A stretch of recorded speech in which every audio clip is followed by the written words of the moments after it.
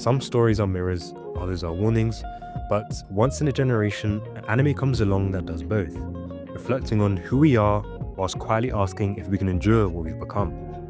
Jujutsu Kaisen is that kind of story. On the surface, it is an adrenaline-fueled war between sorcerers and curses, but beneath the battles and breathtaking animation, it is a study of a generation haunted by loneliness, moral exhaustion, and the quiet curse of existing in a collapsing world. We used to believe that evil came from monsters, from demons, from tyrants, from villains with scars carved into their faces. But Jujutsu Kaisen dares to tell a harsher truth. The monsters are made of us.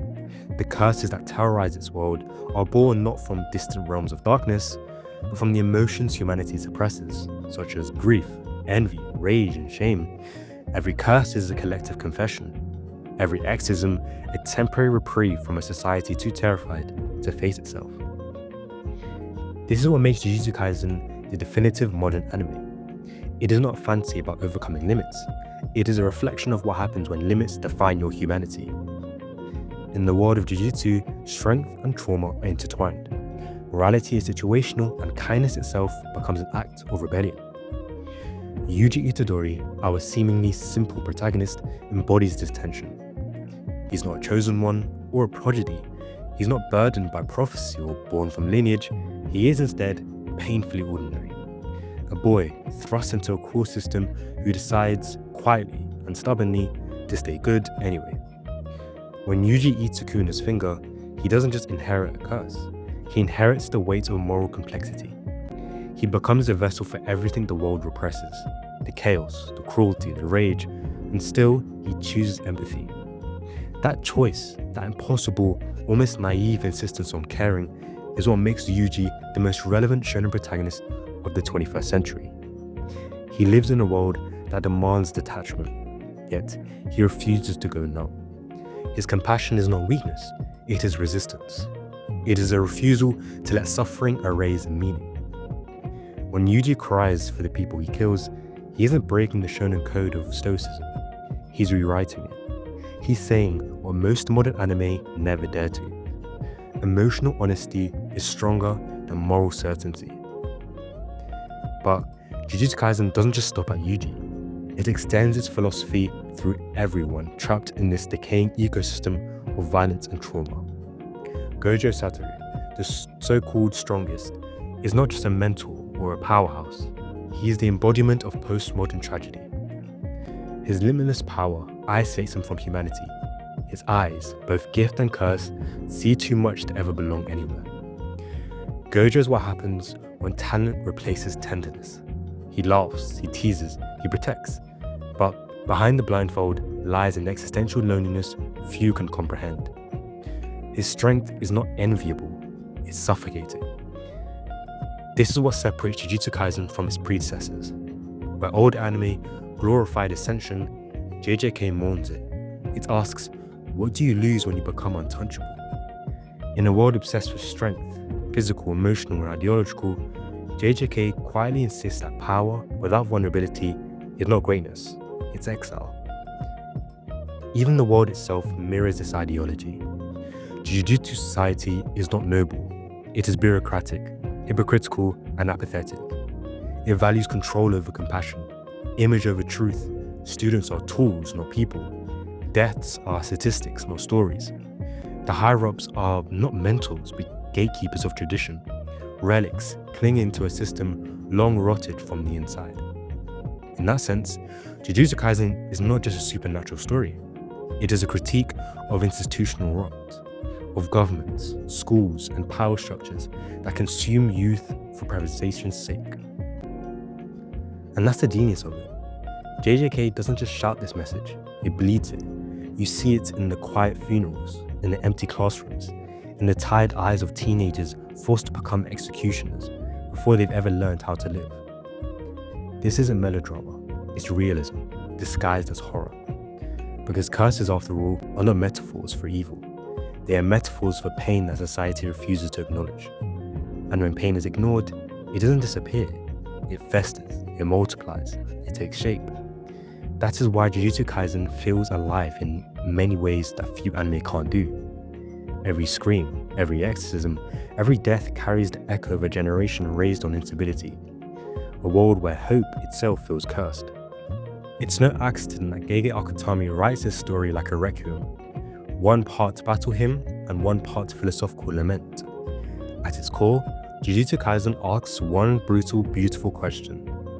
If suffering is inevitable, how do we keep our souls from rotting? Because to answer that, we must dig deeper into the clashing ideologies of Gojo and Geto, into the ways their friendship becomes a mirror for the fractured morality of the modern world, and why their tragedy may be the purest reflection of our own.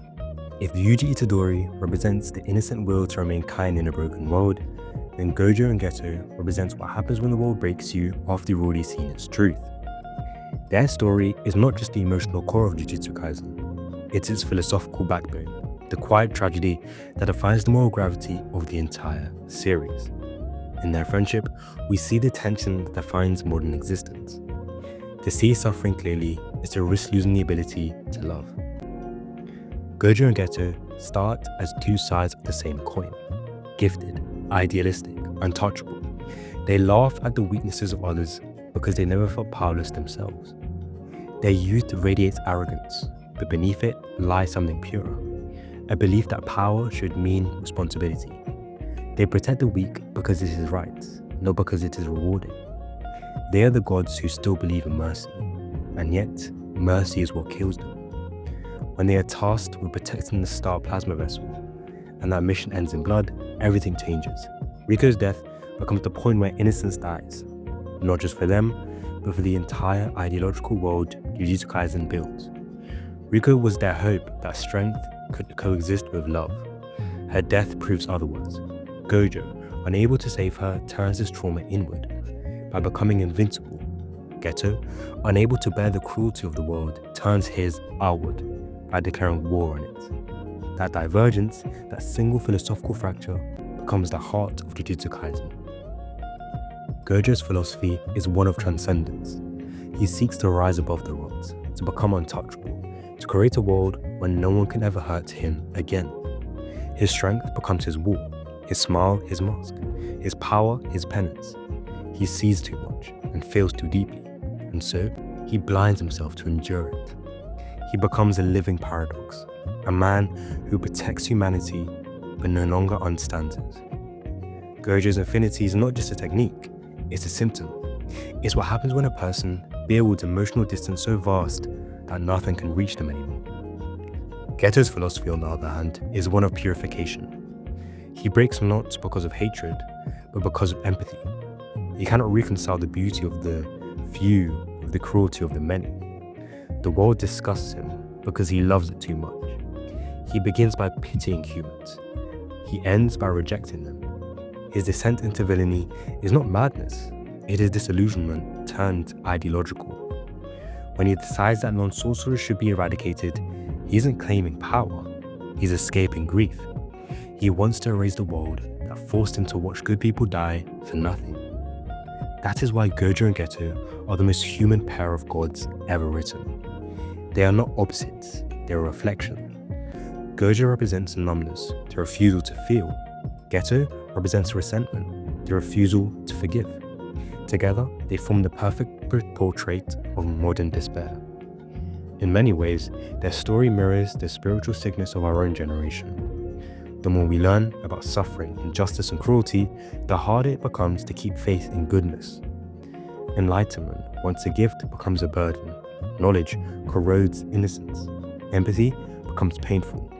And so, we fragment, like Gojo and Geto, into two paths. The ones who detach to survive, and the ones who rage because they cannot. But Jujutsu Kaisen does not frame either man as villain. It understands them. It mourns them. It lets us see their pain without forgiving their sins. When they meet again years later, one consumed by ideology, the other by isolation, their reunion is not a clash. It is a funeral. The warmth that once bound them becomes a wound that defines them. And when Geto dies, Gojo does not rage, he does not weep. He only whispers, "You are my only friend." It's one of the quietest, most devastating lines in modern anime, because it carries the weight of everything unsaid. Gojo doesn't mean you were my only friend. He means you were the only person who ever saw me. And in that moment, Jujutsu Kaisen reveals its true theme, that it is not a story about good and evil, or even about strength and weakness. It's about connection and loss, about how the very thing that gives life meaning, empathy, is also what makes existence unbearable. Every curse, every death, every act of violence in this series stems from love walked by grief. And that's the tragedy. The most dangerous curses are not born from hate, they are born from the loss of love. The Gojo Geto tragedy reframes the entire moral structure of Jujutsu Kaisen. It tells us that the world's decay is not natural, it is chosen. It is built on apathy disguised as pragmatism, on systems that reward indifference and punish compassion. Gojo's strength could have saved the world, but instead it isolates him from it. Geto's compassion could have redeemed humanity, but instead it curdles into contempt. That is why Jujutsu Kaisen is not merely a supernatural epic. It is a study on postmodern alienation. It's a world where power isolates, morality collapses, and empathy becomes self-destructive. But it's also a plea, a desperate, flickering hope that maybe, just maybe, connection can still survive amidst its ruins. And so, the question deepens. If both love and indifference lead to suffering, what path is left? If enlightenment only breeds despair, is ignorance the last innocence? Because in the end, Jujutsu Kaisen is not just a tragedy about curses. It's a story about the human soul itself trying to survive its own darkness. What makes Jujutsu Kaisen remarkable is not just its action, but its honesty. Every fight is a conversation about morality disguised as violence. When Yuji battles Mahito, the grotesque curse born from humanity's hatred, he isn't just punching an enemy, he's fighting the reflection of everything the world refuses to admit. Mahito's existence is the series' most terrifying truth. If the human soul can be shaped, then cruelty can be justified. Mahito manipulates flesh like ideology manipulates empathy, twisting people into tools for his own evolution. And yet, Yuji's response is not revenge, it's despair. A despair that still refuses to turn into hate. Even after witnessing death after death, betrayal after betrayal, Yuji's will does not curdle.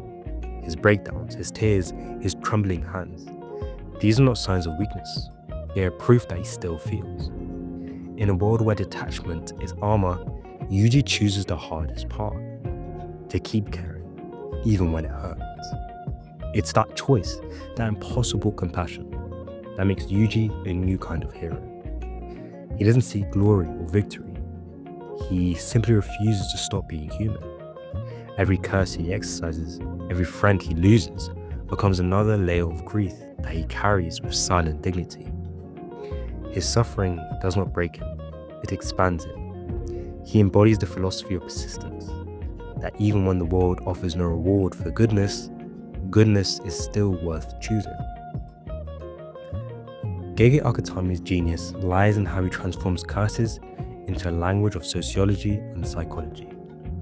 Every curse is a mirror, an incarnation of humanity's repressed emotion. The fear of death, the hatred of self, the resentment of others, all take shape, giving form to what society buries.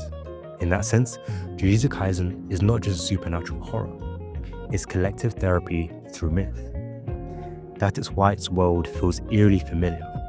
Curses thrive because people suffer silently.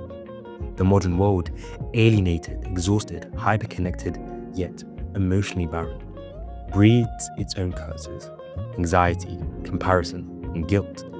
In Jujutsu Kaisen, those emotions simply stop pretending to be invisible. The curses are not evil, they are symptoms, and sorcerers rather than heroes are the world's undertakers, burning the evidence of our collective despair. But even that act becomes morally ambiguous. Sorcerers are trapped in a system that demands endless sacrifice. They fight, bleed, and die, not for justice, but to maintain a fragile equilibrium. In that way, Jujutsu Kaisen becomes a haunting metaphor for modern labor, for the emotional cost of maintaining a society that feeds on quiet suffering. The cursed energy that fuels the world is born from pain, and yet the system depends on it. It's a world where no one is truly evil, because everyone is broken, and no one is truly free because everyone is needed. If Gojo and Geto's story was the death of idealism and Yuji's story is the rebirth of empathy, then the final message of Jujutsu Kaisen lies somewhere between the two. The fragile, flickering space of human connection. Characters like Nobu and Megumi, often overshadowed by louder personalities, embodies this truth quietly. Through friendship, loyalty, and pain shared in silence, their bonds do not erase suffering, but they make it bearable. And maybe that's the ultimate rebellion in the cursed world. Not to eliminate pain, but to feel it together. Because Jujutsu Kaisen knows what all great tragedies know. You cannot fix the world, you can only love it despite its ugliness. You can't cleanse it, of course, you can only choose to become one yourself. That is why the anime resonates so deeply with modern audiences. It's not just the choreography, or the jaw-dropping animation, or the layered storytelling. It's the feeling that beneath all the darkness, this story understands us. It speaks to a generation raised on burnout and isolation, a generation cursed by awareness. When Yuji clutches a dying friend's hand, when Gojo smiles through the pain, when Geto whispers his final farewell, these moments transcend fiction. They're reminders that we live in a world cursed too. But we are not powerless within it. We can still choose kindness. We can still choose to feel. In the end, Jujutsu Kaisen is not about defeating evil. It's about surviving despair. It's about finding grace in grief and meaning in persistence. It's about realizing that maybe the curse of being human, our pain, our fear, and our fragility is our greatest gift. Because to feel deeply, even in suffering, is to affirm that life still matters.